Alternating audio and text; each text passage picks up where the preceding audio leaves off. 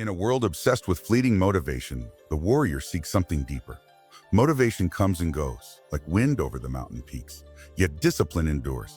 Hiroto, a young warrior, brimming with skill but consumed by desire and distraction, arrives at Master Daichi's secluded mountain dojo. He believes effort and passion alone will forge greatness, but Daichi sees the fault. Hiroto's spirit is scattered, chasing outcomes rather than mastery. Before weapons touch his hands, Daichi forbids movement. Silence becomes the first lesson. Meditation, observation, and the mastery of breath are the tools now. Alone in the Shadow Dojo, Hiroto confronts his restlessness, fear of failure, and compulsion to act without awareness. The Yamato Spirit System teaches that true strength is forged in the absence of applause, in the unseen hours where ego is stripped away. Motivation is irrelevant. Only relentless, deliberate discipline matters. The mountains hold no shortcut. Every moment of hesitation is a test, every repetition a forge for the mind and spirit. Hiroto will learn that courage is not in battles won against others, but in the quiet conquest of self. This is a path, not measured in medals, but in presence, resilience, and the unbroken spirit of a warrior. If you enjoyed the video, don't forget to like, comment, and share, so I can keep bringing you great content. Chapter 1. The restless apprentice Hiroto arrived at the mountain dojo before dawn, the chill of the morning wind biting at his skin. His steps were quick and patient, as if hurrying could summon the strength he had always sought. His eyes darted to the weapons racks, to the tatami mats where warriors of legend had trained. His fingers itched to grasp the hilt of a sword, to swing, to strike, to conquer. Skill, he believed, was measured in movement, speed, precision, force. And yet, he was blind to the one opponent he had never faced. Himself. Master Daichi awaited him in the courtyard, standing beneath the ancient cedar tree, its roots twisted like the history of 1,000 bouts. The wind whispered through its branches, and in its sway, Hiroto imagined an invisible hand holding him to the ground. Daichi's gaze was calm, unwavering, a still lake in the midst of a storm. Weapons are forbidden, Daichi said simply. Today you will learn to fight a different enemy. Hiroto's brow furrowed. Without a sword? Without action? He asked, disbelief lacing his voice. Daichi did not answer. He gestured to the empty courtyard and motioned for Hiroto to sit. The apprentice obeyed, though every nerve screamed to move, to act, to do. He folded his legs and rested his hands on his knees, his chest heaving with restless energy. Silence settled like a weight, pressing against him, suffocating yet strangely sharp. Alone with his mind, Hiroto felt the first sting of true discipline. Thoughts erupted like wildfire. Am I wasting my time? What if I fail? What if I am never strong enough? Each thought was a blade, slicing through his calm, revealing fear beneath ambition. Impatience surged a river he could not dam. He wanted to run, to strike, to escape the crushing stillness. Yet Daichi's presence was a tether, holding him in the moment. Minutes stretched into hours. Hiroto's body trembled, not from exertion, but from the friction of his own scattered mind. He realized that every strike he had ever practiced, every technique he had mastered, was empty without focus. Skill was hollow when the mind roamed free. The battlefield of the body could be conquered, but the battlefield of thought was endless, merciless, unforgiving. Daichi finally spoke. The restless mind cannot command the body. The mind untamed will fracture every technique you learn. Strength begins here within. Not in the sword, not in the victory, but in the stillness that precedes action. Hiroto swallowed hard, the weight of truth pressing into him. Every muscle yearned for motion, yet he remained, anchored by nothing but his own breathing. He felt fear, the fear of nothing, the fear of uselessness, the fear of being stripped bare of his imagined prowess. But he also felt something else, a subtle flicker, awareness. The faintest spark that perhaps discipline was not found in motion, but in attention, presence, and confrontation with oneself. The day passed. Hiroto practiced observing. His thoughts, his impulses, the tremor in his hands, the tension in his shoulders. He noticed how fear disguised itself as eagerness, how impatience camouflaged itself as ambition. The first lesson of the Yamato Spirit System unfolded before him. Mastery is not the accumulation of skill, but the command of mind. One cannot strike with clarity if the mind scatters with every thought. By sunset, Hiroto's muscles were not exhausted. His mind was. He had sat through the day, moving only when instructed in silent tasks, arranging stones in the garden, sweeping the courtyard, lifting water. Each movement was deliberate, slow, precise, yet without pride, without urgency. The repetitiveness was humiliating, yet it carried a hidden power. Through monotony, he glimpsed the difference between action and presence. The body moved, the mind followed, and for the first time, a rhythm of awareness began to pulse within him. As night fell and lanterns flickered along the dojo's edges, Hiroto sat beneath the cedar once more, the air cold and still. Daichi approached silently, kneeling beside him. "The true warriors," Daichi whispered, "do not wait for motivation. They do not act because they feel inspired. They act because discipline demands it. Today you have begun the path. Your weapon is not steel, but attention. Your battlefield is not the mountain, but your own mind." Hiroto's chest rose and fell. He understood, in that moment, the enormity of the journey ahead. The restless apprentice had met his first opponent, not in combat, not in challenge, but within himself. And for the first time, he felt the quiet edge of something far more potent than skill. The awakening of relentless discipline. Dawn broke with silver light spilling over the mountain peaks. Hiroto followed Daichi in silence, their footsteps muffled by the damp earth. The path led to a secluded pond hidden deep within a grove of pines. The water was still, untouched, reflecting neither face nor sky, but the turbulent depths within one's own mind. Daichi called it the mirror of shadows. Hiroto knelt at its edge, his reflection fractured by ripples in the water. Yet this was no ordinary reflection. Within the glassy surface, he saw the fragments of himself, the fear masked by pride, the compulsion for recognition, the subtle arrogance that whispered he was already enough. Each ripple seemed to whisper his failings, magnifying what he most wished to hide. For the first time, Hiroto felt humiliation, not from another, but from himself. Daichi's voice broke the silence. "Do not shy from what you see. Fear is not your enemy. It is the compass pointing toward your mastery. Look, observe, and acknowledge." Hiroto's first instinct was to look away, to distract himself with thoughts of training, weapons, or victories yet to come. But the master's calm presence anchored him. Every breath drew him deeper into the reflection of his own mind. He noticed the trembling in his hands, the tension in his jaw, the flicker of shame in his chest. Hours passed, yet Hiroto remained, eyes fixed on the mirror. He began naming each shadow: fear of failure, fear of insignificance, fear of being overlooked. Pride that masked doubt, impulse that disguised itself as ambition. He did not suppress them. He merely observed, allowing each to exist without judgment. The water seemed to deepen, as if responding to the clarity emerging within him. Daichi spoke softly. "A distraction is born in the untrained mind. Your thoughts scatter because your attention is undisciplined. Observe, and you begin the alchemy of focus. Fear diminishes not when it is avoided, but when it is witnessed." Hiroto closed his eyes briefly, listening to the soft murmur of the forest, the rustle of pine needles, the distant call of a hawk. In this silence, he realized the mind was a battlefield, far more treacherous than any opponent wielding steel. Distraction was the enemy he had always ignored, subtle, relentless, and deeply personal. Every failed strike, every impulsive movement in training had its root in this inner chaos. By mid-morning, Hiroto began to feel something he had never known: a fragile clarity. The urge to act, to prove himself, to escape discomfort, receded with each breath. He noticed that when attention sharpened, the mind no longer scattered at the slightest provocation. A new energy emerged, not loud, not forceful, but steady, anchored, and precise. Daichi handed him a small stone. Place it in the center of the pond. Hiroto did as instructed. The ripple expanded outward, disrupting the perfect reflection. For a moment, the mirror seemed chaotic, as though all the shadows rebelled against his attention. Yet slowly, the ripples faded, leaving clarity once more. Daichi's lesson was simple. Disruption is inevitable, but focus restores balance. Presence transforms chaos into order.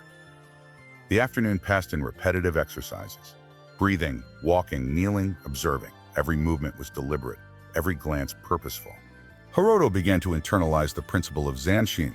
Awareness is not passive, it is active, relentless, unyielding. Skill without this presence was hollow. Force without focus was wasted. The warrior who mastered the self first would find mastery in every task, every strike, every encounter. By evening, Hiroto's shoulders, once tight with tension, loosened. His mind, once a torrent of scattered thoughts, flowed with a calm precision. He realized that courage was not the absence of fear, but the ability to remain fully present despite it. Strength was not measured in speed or aggression, but in the steadiness of attention, the refusal to flee from what the mind wished to ignore. As the sun dipped behind the mountains, Daichi spoke again. You have faced the shadows of your own mind today. This is the beginning. Distraction dissolves not through force, but through unflinching awareness. Presence is your weapon. Fear is your guide. Remember this, Hiroto. Mastery begins within, long before it is seen by the eyes of others. Hiroto bowed, his reflection in the mirror of shadows no longer a fragmented image, but a steady, silent acknowledgement of his own mind. The apprentice understood now, more deeply than ever, that the greatest adversary he would face was not an external enemy, but the turbulence within. And in that confrontation, he glimpsed the first spark of relentless discipline. Morning light filtered through the paper screens of the dojo, illuminating dust motes that danced in quiet stillness. Hiroto's arms ached from the previous day's exertion, yet Daichi did not speak of rest. Instead, the master handed him a broom, its bristles worn from years of use, and nodded toward the polished wooden floor. Begin, Daichi said simply. Hiroto swept, back and forth, every motion deliberate, measured, exhausting in its simplicity. At first he chafed against the monotony. His mind rebelled, craving complexity, challenge, recognition. He wanted to wield a sword to display skill, to prove mastery. Instead, he bent to the mundane, the small, the unnoticed. Every sweep became an exercise in patience, every droplet of dust a mirror for his ego. You are not cleaning the floor, Daichi instructed. You are cleaning your mind. Attention flows where the heart surrenders pride. Sweep as if your life depends on it, yet forget life itself for this moment. Hiroto's hands ached, his back burned, yet gradually something shifted. In repetition, in the smallness of the act, his scattered thoughts began to dissolve. The desire for recognition, the compulsion to act prematurely, the whispers of doubt, they all faded when the mind anchored fully in motion. One sweep at a time, one breath at a time, the apprentice discovered flow, action without distraction, presence without expectation. After sweeping, Daichi sent him to tend the gardens. The rhythmic planting, the careful watering, the observation of each leaf and stone, mundane yet sacred, taught Hiroto lessons that no combat could. Pride had no place here, only awareness. Each seed planted, each weed removed, became a meditation in motion. Mu no Kokoro, the empty heart, was no longer a concept. It was lived. The apprentice began to understand that mastery is not proven in grand gestures, but forged quietly in repetitive, humble acts. Even the youngest novices in the dojo noticed the change. Hiroto no longer sought praise or glanced at their reactions. His attention was fully immersed in the task, yet it extended beyond himself, touching the dojo, the gardens, and the rhythm of the day. Daichi watched silently, a faint smile hidden beneath his beard, knowing the apprentice was learning the subtle art of invisible power. By mid-afternoon, Hiroto's movements became seamless. He felt a strange exhilaration in the smallness of the work. The mind, once a storm of scattered impulses, had become a steady current. Each repetitive act, whether sweeping, planting, or fetching water, anchored him further into presence. He began to feel that discipline was not a chain, but a current flowing through the body and spirit, connecting mind, heart, and action. Daichi approached with a set of bowls and water. "Now, sir," he instructed. Hiroto obeyed. Carefully, silently, he carried the bowls to each student, mindful of every step, every gesture. No thought of reward, no craving for approval, no rush, only complete attention. The bowls balanced. The students served, and Hiroto realized a profound truth. True skill flows naturally from presence. Ego obstructs, attention frees. Mastery is not measured in feats of strength, but in the harmony of mind and action. The evening came and Hiroto sat in reflection. He recalled the mirror of shadows, the turbulence of his mind, and the fear that had gripped him the day before. And yet, in the repetition of mundane tasks, he saw the first real transformation. The restless mind had begun to still. The scattered impulses coalesced into deliberate thought, and the invisible strength of presence was emerging. He understood now that humility is not weakness. It is the foundation upon which unshakable discipline is built. Daichi's voice echoed softly through the quiet dojo. Repetition is not punishment. It is the forge of mastery. Through the small, the unnoticed, the ordinary, the warrior builds power no opponent can measure. Character and skill are inseparable.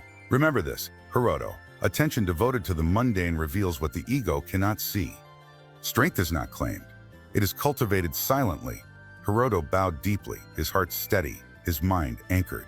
The lesson had been learned without sword or strike. Discipline was not motivation, not flair, not applause. It was the patient immersion into each act, repeated endlessly until attention and action became one. Each humble task completed, each mindful gesture became a thread weaving the fabric of the unbroken warrior. He understood that the mundane was a battlefield. Pride, ego, and distraction were as formidable as any sword. And in confronting them through silent repetition, he was not just training the body. He was forging the mind, tempering the spirit, and awakening the relentless discipline that would guide him in every challenge to come. A storm raged across the mountain, wind whipping through the pines, rain lashing against the stone and timber of the dojo. Hiroto followed Daichi up the narrow path to a small, secluded chamber known as the Hall of Severing. The air was thick with tension, charged with the knowledge that tonight the apprentice would confront a battlefield far more formidable than any opponent outside. Daichi opened the doors and gestured toward the empty hall. Sit, do nothing. There is no guidance, no comfort, no escape. Hiroto hesitated, heart hammering. Fear surged, not of danger in the physical sense, but of emptiness, of being forced to face himself without distraction or action. The flickering lantern cast shadows across the wooden floor, exaggerating every movement, every breath. For the first time, Hiroto truly felt the weight of his own mind. Alone, he sank to the floor, legs crossed, spine straight. The storm outside mirrored the turmoil within. Memories rose unbidden, failures, regrets, moments of weakness, instances where pride had driven him to folly. The mind sought escape, grasping for tasks, for thoughts, for stories to avoid the raw confrontation of the present. Minutes became hours. Each impulse to rise, to act, to flee was met with the steady discipline Daichi had instilled. Stillness, observation, presence. Hiroto felt the fear of insignificance claw at him. What was mastery if it went unseen? What was worth if it required patient, uncelebrated labor? His ego flared, demanding acknowledgement, craving distraction. Daichi's voice, calm and unwavering, echoed in the memory. A fear is not your enemy. It is your compass. Follow it with attention, not resistance. Let it guide you to what is true, not what is convenient. Hiroto's breathing deepened. He noticed the fear without reacting, observed the compulsion without judgment. Shame, pride, longing, all rose like waves against the shore of his consciousness. And yet each wave passed. The storm outside continued, relentless, but the storm within began to calm.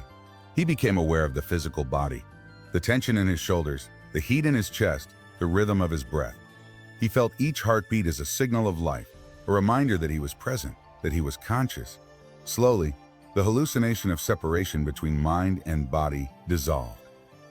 Observation replaced reaction. Awareness replaced impulse. Hours passed. Exhaustion came, but not the kind that ends in collapse. This was the fatigue of transformation, the shedding of distraction, the unburdening of ego. Hiroto's mind sharpened. Each thought was recognized and released, each fear acknowledged and transformed into clarity. The hall, empty and silent, became a crucible for the unshakable mind. As dawn approached, the storm outside waned. Light spilled through the cracks in the shutters, illuminating Hiroto's still form. He felt lighter, he felt anchored. He had witnessed every impulse, every desire, every flicker of fear, and none had claimed dominion over him. Daichi entered quietly, kneeling beside his apprentice. You have faced the inner battlefield. You have seen the shadow and allowed it to pass. Strength is not forceful, it is attentive. Mastery is not claimed in haste. It is forged in the quiet observation of what others flee. Hiroto bowed deeply, gratitude and understanding flooding through him. The night had severed illusions. The belief that skill was only physical, that courage was measured externally, that distraction could be ignored. Each fear now appeared smaller, manageable, observed rather than controlled. He understood finally that the greatest enemy is not outside the dojo, but inside the mind. Scattered thoughts, unchecked impulses, pride, and the compulsion to act before the moment demands it. And the greatest mastery is not in defeating another, but in conquering oneself through awareness, presence, and relentless discipline. The storm had ended, but its lessons remained. Hiroto felt a quiet power coursing through him, anchored in the stillness that others might call emptiness. This night had revealed the essence of the Yamato Spirit System, The inner battlefield is the only battlefield that truly matters. Victory here manifests in every action, every decision, every breath thereafter. The apprentice rose, body tired, spirit sharpened. The night had tested him, stripped him of pride, and anchored him in awareness. Every challenge beyond this chamber, combat, conflict, or life's mundane trials, would now meet a mind unshakable, a presence unyielding. The morning after the night of severing was quiet, almost reverent. The storm had passed, leaving the mountain air crisp, clean, and carrying the scent of wet pine and stone. Hiroto emerged from the hall of severing, his movements deliberate, measured, and calm. The lesson of the night lingered in his chest like a steady drumbeat. Awareness was strength, presence was power, and distraction was a defeated adversary. Daichi awaited him on the dojo terrace. His gaze was steady, unwavering, and it seemed to pierce through every layer of Hiroto's mind. "Aikide," he said, "we return to action. But remember, the body without presence is a sword without edge. Motion without awareness is noise. Strike only when the mind and spirit are aligned with purpose." Hiroto nodded, feeling a weightless clarity he had never known. Previously, his strikes had been precise but impulsive, fast yet disconnected. Now, each movement felt as though it extended naturally from the calm center Daichi had forced him to discover. He lifted his wooden training sword and assumed the stance, feeling the gravity of the blade in the air, noting the subtle shifts in balance beneath his feet. Every swing, every step, every breath became a meditation in motion. The dojo, once a place of repetitive drills, now transformed into a living space of observation and response. Hiroto felt his perception sharpen. He noticed the slight flex of the floorboards, the rhythm of Daichi's breathing, even the distant song of birds outside.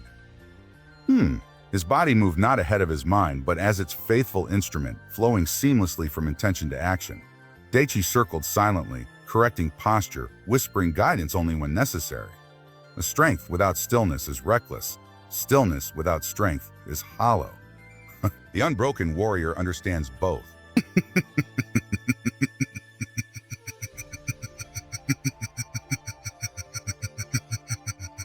Hiroto absorbed the lessons of action. He began to notice subtle changes in himself. Movements that previously required conscious effort now felt effortless. Decisions that once sparked hesitation flowed naturally. His heart rate remained steady, even as strikes landed with precision and power. The restless impulses that had once driven him were quieted, replaced by calm and focus that radiated from his core. It was as though the inner battlefield had been won, and the warrior that emerged carried an unshakable equilibrium into every motion. Daichi demonstrated a sequence of defensive maneuvers. Hiroto mirrored him slowly at first, each step intentional, each block deliberate. Then he increased tempo, not in haste, but with controlled acceleration. He realized that the less he forced, the more effective his movements became. Attention had become a weapon more potent than speed or strength. His body now responded to intention with a precision he had never known, as if anticipation and reaction were no longer separate, but a singular flow. The dojo itself seemed to respond. The wind shifted, carrying the distant scent of rain-soaked earth. The sunlight striking the training floor illuminated Hiroto's form, showing him not as a boy seeking approval, but as a warrior who had cultivated presence as the foundation of every action. He understood now that mastery is internal, silent, unseen, yet absolute in its manifestation. The muscles obeyed, the mind aligned, and the spirit remained steady even as challenges arose. Later, Daichi presented Hiroto with a challenge, a mock duel with multiple opponents, simulated with wooden dummies and imagined adversaries. The test was not brute combat, but sustained attention under pressure. Hiroto's strikes were no longer scattered. They were precise, economical, and devastating in their efficiency. Every dodge, every step, every parry arose from deliberate presence, not reactionary impulse. The energy he had once wasted on ego and impatience now amplified every movement. By the end of the exercise, sweat glistened on his brow, his breath was calm, and yet he felt a power unlike anything before. This was not loud or visible to outsiders. It was the quiet dominance of a mind anchored in awareness. Daichi's eyes met his, approving but calm. "You see now," he said, "that power emerges when distraction is defeated. The unbroken warrior does not move faster than others. He moves with clarity where others rush blindly." Hiroto bowed, understanding that today he had stepped into a new dimension of skill. Not because he had acquired new techniques, but because he had refined the mind behind every strike. Strength was no longer about effort. It was about attention. Precision had replaced impulsiveness. Calm had replaced restlessness. He felt unstoppable, not in the sense of invincibility against opponents, but as a force composed of unshakable focus and deliberate action. The dojo felt alive around him, yet Hiroto's presence remained quiet, deliberate, and disciplined. He had learned that mastery was not an outcome, not a reward, not applause or recognition. It was a state of being cultivated through attention, presence, and relentless discipline. The restless apprentice of the past had been replaced by a warrior capable of transforming the ordinary into extraordinary simply through the power of focused mind and disciplined spirit. The sun had just begun its ascent over the jagged peaks, casting long, golden streaks across the mountain dojo. Hiroto stood at the edge of the terrace, the valley below shrouded in morning mist. A soft wind carried the scent of pine and earth, mingling with the faint smoke from the dojo hearth. He felt a stillness deep within, a calm, unbroken by the world's chaos. This was the invisible power of presence he had cultivated through relentless discipline, the essence of the Yamato Spirit System. Dachi approached silently, his footsteps as soft as falling leaves. He did not speak immediately, allowing Hiroto to feel the magnitude of what he had achieved. After a long moment, he said, "Oh, the world will rarely notice what you now possess. There will be no applause, no medals, no recognition. And yet, you carry the greatest strength a warrior can wield, mastery of the self." Hiroto absorbed the words, knowing their truth. In the valley below, life awaited, noisy, chaotic, and indifferent. Others would measure success by outcomes, accolades, and recognition, but Hiroto understood that true mastery was invisible. It existed in every deliberate choice, in every quiet moment of attention, in every breath taken with awareness. The warrior's advantage lay in the unobservable alignment of mind, body, and spirit. Descending from the mountain, each step became a meditation. The river crossings, the narrow trails, the uneven stone paths, all demanded attention. Hiroto moved with the same focused presence he had cultivated in combat drills and silent meditation. Distraction was ignored. His awareness was absolute. Every motion, from lifting a branch to adjusting his robes, was performed with deliberate care. He noticed things others overlooked. The subtle shift of wind that foretold rain, the faint rustle of a fox in the underbrush, the exact balance of weight in his own stance. Villagers greeted him as he passed, unaware of the transformation that had occurred. To them, he was merely a young man returning from the mountains. Yet within, Hiroto carried unshakable calm, steady courage, and unbroken focus. Decisions that might have previously caused hesitation were now effortless.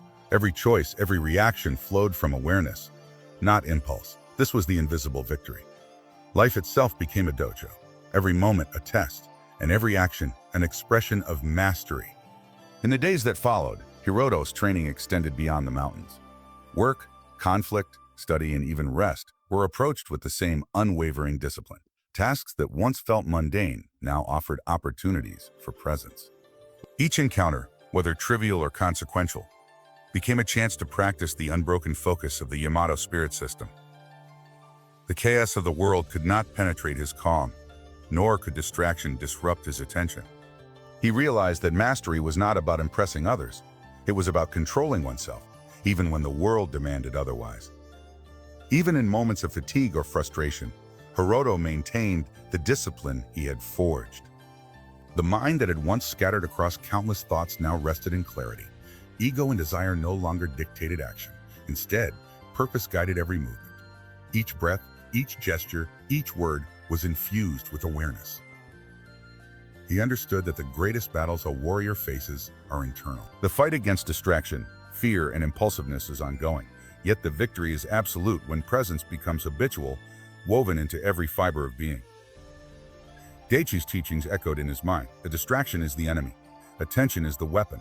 The unbroken warrior conquers himself, not others. Hiroto smiled inwardly, feeling the depth of this truth. Every skill he had learned, the sword, the stance, the mind's discipline, was secondary to the mastery of awareness. The restlessness, the impatience, the compulsion to prove himself, all had been replaced by a calm vigilance that was imperceptible to the outside eye, yet invincible in its effect. On the last evening before departing, Herodotus stood atop a cliff overlooking the valley. The sun dipped low, painting the sky in hues of red and gold. He reflected on the journey, the frustration of impatience, the humiliation of repetition, the terror of confronting himself, the transformation of fear into clarity. Each trial had forged him in silence, attention, and discipline. He realized that the world might never recognize his growth, yet that recognition was irrelevant. The true measure of mastery lies in unbroken presence, not in applause or praise. As he descended into the world beyond the dojo, Hiroto carried an invisible advantage. Every task became an expression of focus, every interaction a demonstration of disciplined attention. He walked calmly through life, undistracted by chaos, unshaken by uncertainty, and unwavering in purpose. The unbroken warrior moves quietly, yet his power is absolute, measured not by what others see, but by what he achieves through the mastery of self. Hiroto's journey concluded not with trophies or accolades, but with the profound understanding that mastery is lived, not shown. His presence, discipline, and focus rendered distraction powerless. The Yamato Spirit System had transformed him, an unshakable mind, a steady heart, and a spirit aligned with purpose. He walked the path of the invisible victory, a warrior whose strength, though unseen, was absolute. The unbroken warrior conquers himself. Disciplined presence and relentless focus rendered distraction powerless.